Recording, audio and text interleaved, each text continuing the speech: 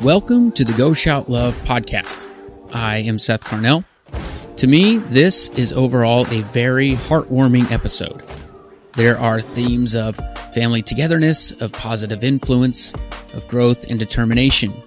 We are talking to Ileana and Lorenzo Sosa, the parents to Giselle, who has microcephaly and cerebral palsy, and is one of 5 amazing kids we are shouting love for in April for families in Southern California. You can see more about them at goshout.love. With me is Jessica Santo, our family relations director and talented photographer. In the background, you will hear Giselle, and you likely won't hear Vienna, Giselle's older sister, who is quietly spending time with Giselle as we talk to her parents. I'm going to warn you, this is a wonderful couple with personalities that you will likely fall in love with. I know that we did. Please take a moment to rate and review us on the Apple Podcast. It will help us continue to shout love for families like this. And here is Jessica, Ileana, and Lorenzo, and myself. What has been the biggest win as a mom and dad? Let's start with you. What's been the biggest win for you for Giselle and Vienna together? I think the biggest win in terms of like being their mom, there's no greater joy than seeing your kids love each other. I think that just feels like, okay, something's going right. And I think really in just what our families become in terms of we see life differently, we move through life differently. Makes you slow down a little bit. We have to slow down, and we're also like really hyper aware of others. I know we talk a lot about it with Vienna in terms of like, we're a family and we serve one another. And I think that hopefully will translate to not just ourselves, but to serve others. And yeah, as we live life, I don't want to say, I feel like I don't want to say sacrificial because I'm not trying to be like a hero, but when you die kind of to like you're selfish, like me, and you're really focused on someone else, it changes you. And I think for the better. And so I feel like as a mom, like my proudest moment is just having our family that we're together. We're in it. Yeah, in it together. Yeah, I feel that Giselle's really opened my eyes and just the comfort around children with disabilities. She's inspired me to pursue my teaching credentials. That's right. You're doing something different than what you started with, right? Let's talk about that for a second. Because what were you doing before Giselle? I was my undergrad was in 3D design, but it wasn't quite working out. So I'm like, you know what? I have a daughter with disabilities. Why not pursue paraeducator? That's incredible. Special education. And Ileana was telling me on our phone call that you kind of have this special gift connecting with these amazing kids, and I'm sure it has something to do with your calming energy because you do have that for sure. Yeah. So he's great. I'm the mouthpiece of the family. He's the general manager, and he's just like on it. So what is it about these amazing kids that you love so much? I was just exposed for the first time children with autism, and just connecting with there's just an amazing opportunity for me to learn more about not just autism, but intellectual and learning disabilities and physical or orthopedic disabilities. But it's just been a great opportunity to connect with children. I've been able to connect with children as far as, you hear this term or people talking about putting the disability before the person before the disability, and like I'm seeing firsthand, face to face, like that is true. These kids have personalities, they're great, they achieve, and it's hard work, but it's well worth it. It's just a very rewarding opportunity for me to work with children, and I'm a dad, and I pay attention to like when Giselle has honor roll or back to school night. A lot of these moms are single, so I have the opportunity to be a male role model in these children's lives. And it's just really satisfying career for me. So is that something that would you have pursued that? I guess the way what I'm thinking is Giselle inspired that for sure. She definitely brought that comfort level to try it. Yeah. And I just went in with the open mind and the awareness that children have disabilities, and we need to, as adults, help them. Like genuinely want to care and be there, provide the support. If it's not for professionals in special education, how are they going to find their identity, find success, find a job? I mean, it's our responsibility, and I'm willing to take that on. That's amazing to hear that impact of having your own daughter with this kind of diagnosis has inspired you to be a positive influence for a lot of other kids with special needs. That's incredible. Yeah, it is. What has Ileana taught you in this journey? She's just really just been an amazing mother, really, to my two girls. She's just been a strong advocate and a great communicator, and she basically complements my weaknesses. I learn from her, and she's just really has my back. She supports me, and she's never doubted decisions and the sacrifices that we made. Whether it was for Giselle or other things, she's always been there for me. Because we know that these journeys with all of these families can take a toll on relationships because it brings in stress and insecurities and things that you guys have to deal with. So how do you guys as a couple handle the pressure in the... Yeah, definitely. I was on a major learning curve, and adjusting to a daughter that has disabilities. But one thing I began to pick up on is I have strengths, I have weaknesses. Let's iron these out. I'm an acts of service person. Like she says, I'm general manager. I take care of the chores and things like that. And instead of arguing and fighting over not having enough time, we try to give each other time. Okay, you have time this day. I'll give you some time. I'll go hang out with Vienna, watch a movie, or you'll take her out and do some shopping. We just switch off, and we try to be more considerate and make it work the best we can. It's amazing having known you for like 45 minutes now. It feels like you guys are very complementary in personalities. Oh, yeah, definitely. Opposites attract. Opposites attract, that's right. For sure. I'm an introvert, I love it. Yeah, now that's a good point, Lorenzo, about ironing that out. I wish we would have done that that's just so good. But the process probably would have been different had you not been through this journey. The ironing out probably would have taken... I don't know, maybe a lot longer or... Yeah, I feel like, I can't have him be me. So I think some part of this journey, I wanted him to be another me. Not that I'm amazing, but I can multitask, and I'm a talker, and I'm a doer of certain things. And really, I kind of underestimated that his strengths were really what I need. I didn't need another me. I needed him to be him and me to be me, and then learn how to kind of balance that.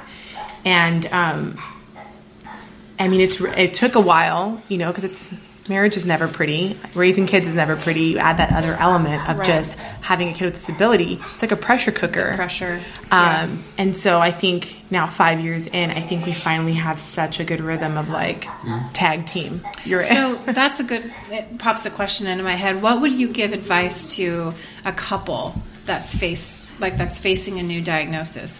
We always ask what you would give a mom or a dad, but specifically a couple. That's a good question. What would you say to them? Well, I think it's important to keep in mind that you can be passive, reactive, or proactive.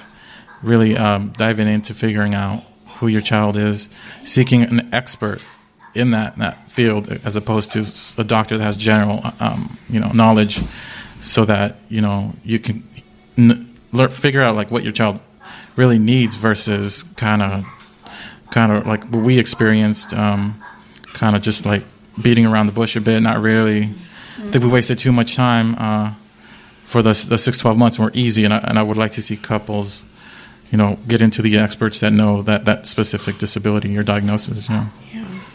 I think for and a piece of advice for couples is to know that you guys are on the same team.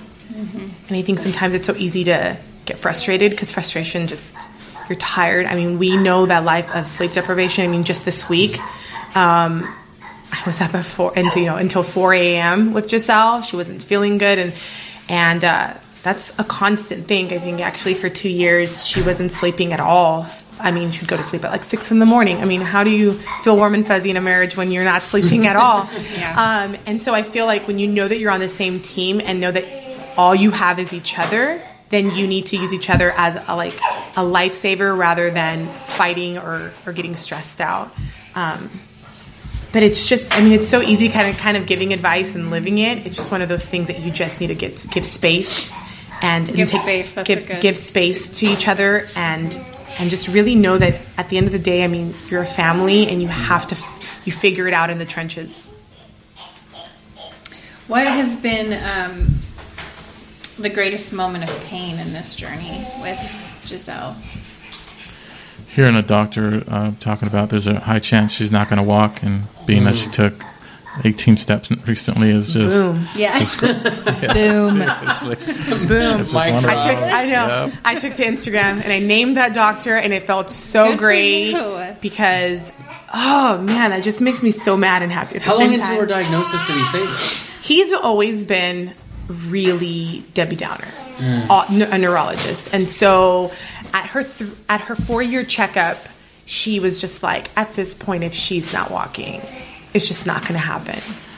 And so you can't let that sit in, but it hurts. It stings, it's frustrating. Well, and for some parents, it probably does set in, and that's what's so frustrating. So that didn't come across as like, this is a possibility that he'll never walk in? It was a definite... Yeah, he really, I think his job was really to take this other approach of I get it. We have a child with a disability. I'm not asking him to give me all the warm and fuzzies, but there's no bedside manner, and there's a lot of I rather tell you what's horribly wrong and worst case scenario, maybe not to so you don't sue us or something. I don't know why they do that, because they always take this doomsday approach of your child will never, your child, all these things, and I'm like, she's actually bearing weight. There's things that are kind of happening. So it just seems so off-putting for him to be at this point, I just, slim to none.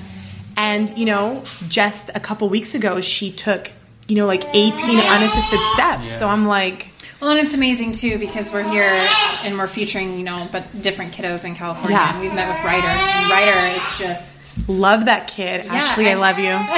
And he just comes in here and waltzes around, and it's amazing to see, and it can happen. Right. And Ashley's another one, too, that, they give them this crazy situation, and her kids are really thriving. And it just goes to show that, no one has, a crystal ball for your kid.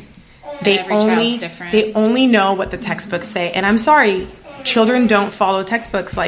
There's so much possibility, and I think it's just so important to remember that, because if you don't, you're going to be overcome with grief, and then that way you'll stop kind of working with your kid, and then it's just a big old snowball effect. So that almost probably for you, Lorenzo, plays almost like a positive role into how you're treating the kids that you're working with, because you probably can bring a little hope to the parents because of what you've been through with definitely. The doctors. I have high expectations and hopes for my daughter, and I want to have that same mindset and heart towards children at public schools. They're not my biological children, but I want to be there for them, as if their parents were there watching, and they just expect a quality education towards their children. That is fantastic. I just want to say that. You love him a lot. I really do. I call him a unicorn. It's just started, but I tell him that he's just Are you so pumped to be a unicorn? In a house. Every man's dream right there. Seriously. It's amazing when he's talking, she's over here looking at him he's this magical. I'm in love right now. In a house full of girls. In a house full of girls, I don't think it's bad, but I'm like, you're a guy. And you're bilingual in special education, and you have a child, that what it feels like to sit on the other side of that IEP meeting, you are who exists like you, Lorenzo? I don't know. That's why he's a unicorn. He's magical. I should be famous. Lorenzo the unicorn. Yeah. I might start that as a hashtag. I don't know. He won't know. He's not on social media. So. Oh my gosh. Well, there you go. Start him an account. Lorenzo the unicorn. I love it. I'm sorry. I want to take a small break to say, as a team, we love introducing the world to awesome families like this. We also love helping them with real everyday needs. That's why we sell our creative apparel, and half of all those proceeds go directly to the families. So I encourage you to head over to our website, goshout.love, and purchase a t-shirt, a mug, a hat, or more to help make Giselle's home more accessible. You can also start a monthly subscription and shout love for families each month. Use the discount code PODCAST at checkout to save $5 on your first order when you start a subscription. Again, $5 off your first month with the discount code PODCAST at checkout. And back to the interview. What would you say to families who are on this journey and how they can connect to other families in the Los Angeles area? Oh my gosh. Okay, so first of all, social media is everything. I mean, some of these moms need like honorary PhDs because most of my resources and like all my advocacy skills have been through advice from moms on social media. There are dads there, but it's primarily moms. There's a lot of moms that are in SoCal that I'm starting to realize, and specifically we're from the Inland Empire, so Corona area, kind of a little bit outside of Los Angeles, but there's like a particular movement on social media called the Warrior Mixer Initiative. We've heard that, and it's been phenomenal. Because it connects moms of kids with special needs, all kinds, and it's no limitation. Like single moms, moms of kids that are older. She's having a great time. Just any mom who has a kid. We go out once a month on a Tuesday, and we just had one. What was it, last week? Phenomenal time. Had they not closed the doors on us and turned off the lights, I may not have gone home. Just awesome. Like such a wealth of knowledge. And it's such a breath of fresh air for you to get out and take a break and be with other moms who know how it feels. Right. And it wasn't even what's really fascinating is that majority of the moms all had kids with different disabilities and different age groups. But it's like, that mom life and that mom heart is like all the same. There's still so much that you guys can relate to each other. So much. I mean, we were all just like, yes. One of the moms that were there, I mean, her kids are in their 20s. I have a 5-year-old. Wow. And there was I'm just clinging on to all the things because she's living a life that I haven't gone to yet, And so. And does that give you hope? So much hope. I feel like, and it was also encouraging for this mom too, because she's just like, this never existed when I was younger. And this gives me so much hope to see how far along parents and advocates are going to make life, more inclusive for these kiddos. So it's such a give and take. It's fantastic. And then we'll have people like Vienna, who's going to be all inclusive, and she's going to set the ways. Set the fire. I mean this is her life. She knows no different. And so when we're out and about and she sees a person with a wheelchair, she's like, that is cool. I wonder where they got that from. Like thinking in like, we need one for Giselle, or like really into like adaptive equipment. It's just, and that's how it should be. It shouldn't be a big deal. But she's great. She's great. So before we wrap up, I mean, do you have? No, I think we've covered everything that we wanted. One thing that always fascinates me is the parents' perspective on their kid's future. Like, what would be your dream for Giselle? As you're seeing her grow and develop, and she obviously has a spunky, fighty spirit to her. Yes. I think we're realistic in her development, but we definitely hope for her to gain as much independence as possible. Yeah. She's going to be with us for the rest of her life, but, if she can learn some life skills and communication skills, that's what we hope for, to obtain the best or the most I think independence. And I think gaining as much independence as possible. I know that she's a happy kid, so her happiness really isn't, I don't know, I think she's just going to have a fantastic life. I think it's just us having to figure out all of the other kind of logistics of making the world accessible and advocating for those things, but really... crawl over here. Yeah, we really hope for her to live her best life and to have access to all the things that just anybody else has. But really, independence is such a huge thing, and she's so on track for that. I mean, sure, we're all taking the scenic route to get there, but she's really coming. She's come so far just in short periods of time. Yeah, for sure. I think just the sky's the limit for sure. Yeah. Giselle, do you have anything you want to say? Actually, I have another question, if that's all right. And I don't know, maybe this is too personal or anything like that. Okay. That's got to be a lot to process, knowing that you'll be taking care of the kid for the rest of their life. and yours. Yes. Can you walk me through how you process that out? Like, what scares you about it? What is exciting about it? If there is anything exciting about it? It's a very, very loaded question. That is a loaded question. And I'm sorry it's a loaded. I think it's a very valid question. I live for loaded questions. It's something I thought about for sure. So I think it's one of the things. Before all things, like, I'm a mom and I love my kids like deeply, and so it is a scary thing to think of, like, the fact that if life kind of pans out the way that it normally does, I'm not supposed to, like, outlive my kids. I mean, you know, she's here. Then what? I think it's scary to think about the future of I'm not here and what that means. And I don't control that. I really don't. I think we, as Christians, we have faith that we just kind of put all those unknowns in God's hands and just rest in that. As far as, like, while I'm alive, right, and while I'm here and taking care of her, I find a great honor in being able to take care of her. She's my kid, and I love her dearly, and I think it's a privilege and a fantastic opportunity. Is it difficult? I think so. I think it's so hard to kind of see in the future of, like, how that'll really feel, because she's 5 now, so she's little and I can carry her and do all the things. I'm not sure what 16 will look like, or 22 or anything like that.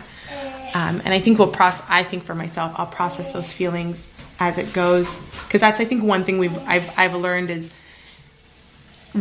there's different levels of grief, and I know that it always feels kind of wrong to say, because I don't grieve my child in the sense like I love her and I would never change her, but there are some hard realities, and I think that when we get to that place, we'll just have to deal with it. But I would consider it a privilege to take care of her. What's amazing is in your voice, you can tell, like, from the outside looking in, people would see this as a burden, whereas you guys are very much viewing this as a gift almost. Yeah, I think it's an absolute. She's a blessing. She's a miracle. She shouldn't have been here. I think in her pregnancy, you know, we didn't find out until much later that we were pregnant, just all sorts of kind of things. And we find it a joy. And I think our faith really holds us into, like, that if this is the life that we have, then we will be fully equipped to take on the task at hand. And, I mean, I'm up for it. I love her with everything. And I think that's, it's not an inconvenience. She's never going to be an inconvenience at all. No. It's still hard. I mean, I'm not going to lie. How do you handle that, Lorenzo? Well, you know, it's definitely narrowed the people around us with Giselle in our lives. You know, people just don't understand or whatever.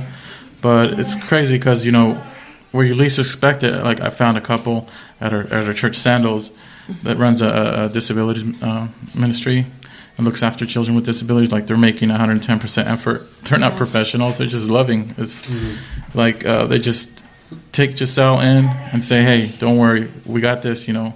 Enjoy yourselves at the service and come back. And it's just you just appreciate people, because sometimes, you know, you just don't get that support from family or friends. But then the nice thing is you can appreciate when those that you least expect come around and provide that love and support. Yeah, absolutely. The greatest gifts of that we've ever received have been from complete strangers giving us equipment. I mean, I think right now, like, someone's, you know, going to help us with an adaptive bike, and they gave us an activity chair. I mean, that's like $6,000 worth of equipment right there, just from strangers who just they get it, they understand. But it's just an incredible journey for sure, and I think we're going to continue to learn as we go. She's having a hard time. But we are very creative individuals. We have to just continue. I think if we just focus on all the things that it brings out, like, hey, she just makes us creative and multitasking. And you really just focus on the day that you're given. Really, I can only focus on today. It has enough worries of itself to focus too much. And, you know, I've mentioned before to some friends, you know, the future is just too loaded, and I want to be present, and I want to be here in the now. And if I'm so caught up with what's going to happen that hasn't happened already, then I'm not really here. I'm not here. And so it's necessary to be present. It's hard, but we have to. One day at a time. Yes. I'll have to say,